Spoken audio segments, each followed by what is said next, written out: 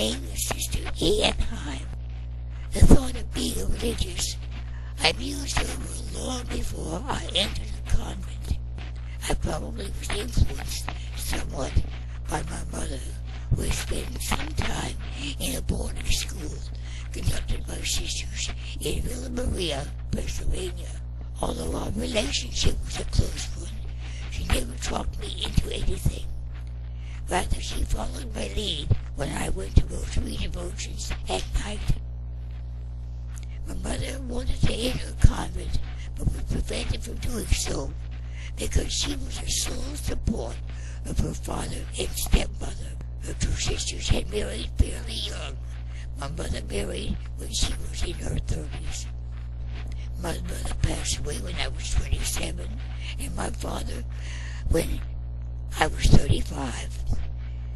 This was shortly after World War II, my father's death.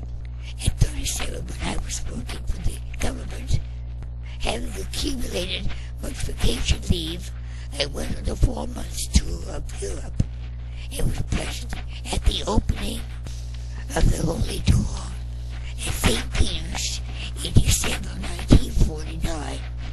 Pius XII was the Pope, while on the continent I visited shrines in Ireland, France, St. Therese, Lisieux, Lourdes, Spain, Fatima, and Italy, St. Francis, St. Peter's, Rome.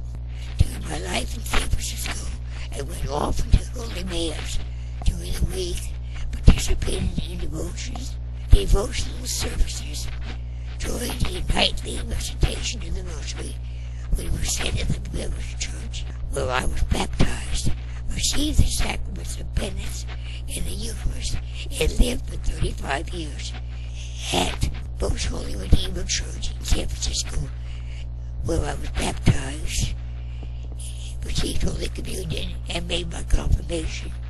After the parish school was built, I attended the 8th grade. All of the other elementary grades and high school I attended were public schools. Sometimes during the 40s, I attended an adult class in religion conducted by Franciscan priests at St. Boniface Church in San Francisco. Dominican fathers at the Dominican Church in San Francisco was often present at lectures given by the Jesuits at the University of San Francisco, and never missed anything offered by Monsignor Fulton J. Sheen, who later became an Archbishop, either at the University or at St. John's. At the end of the war and afterwards, the intelligence unit of the Bureau of Internal Revenue in San Francisco, where I was employed, was beginning to expand. Additional special agents were hired to investigate people defrauding the government by evading or not paying enough income taxes. Also, investigation of those engaged in selling on the black market, with the special agent in charge under whom I was hired resigned. There was a change in his management. My position was not affected. There was also talk of a position change involving a higher grade in my regard, but I was losing interest in the work. My way of life was turning in another direction. I had thoughts of a vocation to the religious life from time to time. The idea was surfacing when I applied for admittance. A dispensation had to be obtained from home.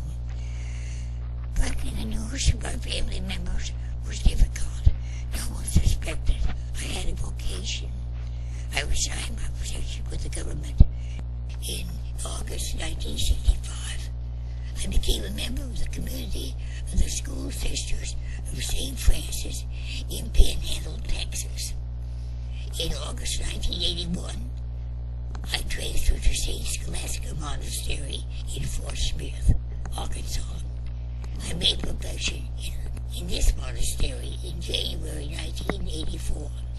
Education: I received a BA degree from Chestnut Hill College in Philadelphia, Pennsylvania, and an MA degree in reading from West Texas State University in Canyon, Texas. I taught in elementary schools in Calhoun, Pampa, and Borger, Texas, Russellville, Fort Smith, and Paris, Arkansas. In the community of the school sisters of St. Francis, Panhandle, Texas, I was a bookkeeper in the children's home, did office work, drove the station wagon, and taught in parochial schools in the Diocese of Amarillo. In the scholastic area, I taught in elementary grades, worked in the office of the area agency for aging, was secretary and bookkeeper in the central office, took care of the host department, and at the Trinity School Chapel, engaged in pastoral work in the infirmary, and tutored for the Fort Smith Literacy Council.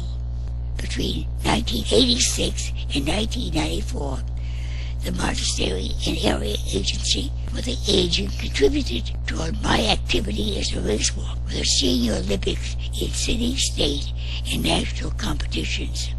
During this time, I won 18 first-place medals, 2 second-place medals, 1 third-place medals. I think a person entering religious life should be a responsible person and realize in whatever field she found herself, she would have to give of herself. It's not just entering a place and expecting things. You have to give, and you have to be willing to submit to authority. And you have to be willing to get along with all kinds of people, right or wrong. And that takes a lot of time and effort and background. You just don't jump into it. It's a responsibility. Because if you knew a little bit more about the places than I knew, you might even hesitate going in. But I took a chance because I didn't know anything. And I did as well as anybody could have. And I stuck it out. I gave up everything to enter into it.